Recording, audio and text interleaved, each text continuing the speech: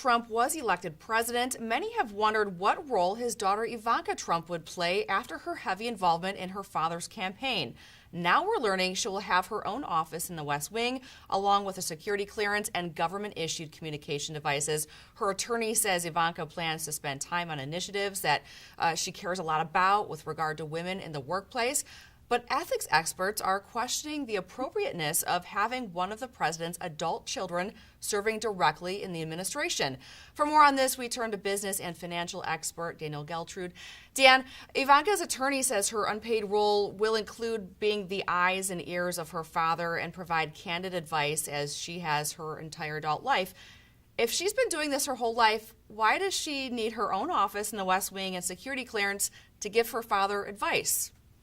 That's an excellent point. So we have Ivanka with her office in the West Wing, but she doesn't have a title or a salary. But I think this is one of those situations where we have to look at it as substance over form. Just because she doesn't have a title doesn't mean she's not operating like a government employee. So we have a gray area here, which is often the case when it comes to Donald Trump. Right. I mean, so do the rules of nepotism apply in her unpaid role? Well, that's very interesting because the anti-nepotism rules started in 1967 as a result of President Kennedy and his brother, the Attorney General Robert. So they created these rules for those situations. What's interesting about that is they pertain to government agencies and not the White House. So the position that President Trump is taking is she is working in the White House. She is not part of a government agency. Therefore, anti-nepotism rules don't apply to her position. And let's talk about her husband, Jared Kushner, also serving in the administration, but he has an official status as a senior advisor who took an oath of office. Earlier this year, some critics questioned whether his role violated the anti-nepotism laws. But the difference between Jared and Ivanka is he turned over his role in his family's real estate empire to family members who continue to run that business. Ivanka, on the other hand, she plans to continue to own her fashion and jewelry business. President Trump did not divest his businesses. Do rules of conflict of interest apply here?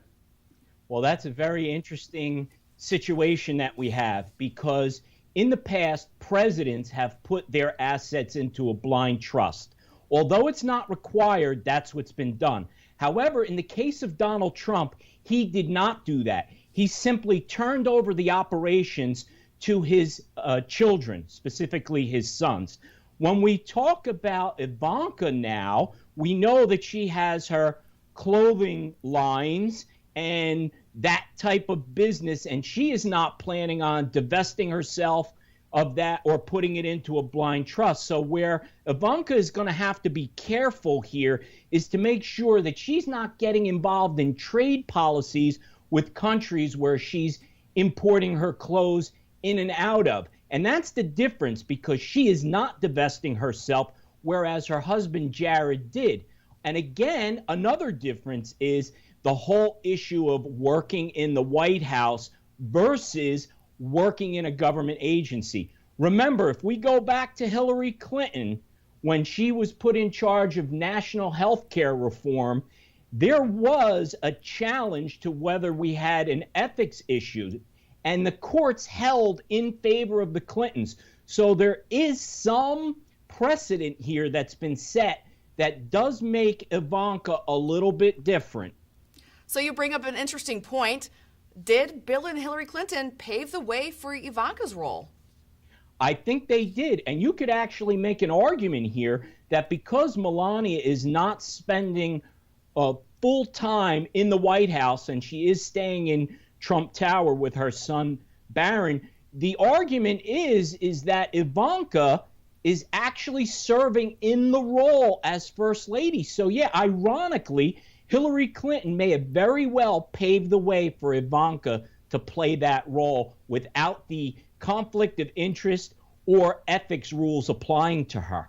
Right. A lot of people are bringing that to Ivanka's defense, saying that she's the functional first lady, and first ladies' financial interests are considered inseparable from the president's own. And while they are exposed to classified information by virtue of being around the president, they have not typically used that access to play substantive policy roles on national security. Do you think that's an appropriate defense? Well, I think it's a defense. Look, Ivanka and the president can play this conservatively, and she could apply by all the ethics rules that exist. However, I don't think it's the Trump family style to play things conservatively. I think their business background just naturally pushes them into gray areas, and until someone says you can't do that, they do it. One thing that, speaking of conservatism, a lot of people don't think that she's all that conservative, and her and her husband seem to be more on the liberal side of things in some sense. Might Ivanka be a useful tool in rallying support from centrists and Democrats who like her? I think that's absolutely possible, and I wouldn't doubt if the president is using her in that role for exactly those reasons. Listen, Ivanka is very popular. She's bright. She's competent. She's professional. She's well respected. There's no question about the fact that she's a true asset to the president, and she has the president's ear. So perhaps what's going to happen, which might be good news for the Democrats, she is probably going to shift the president to be more centrist in his administration. All right, we'll definitely keep an eye on that and see what type of role she has in the White House and how she may sway the president. We'll keep an eye on that. Danielle Geltrude, thank you so much for weighing in with us tonight. Thank you.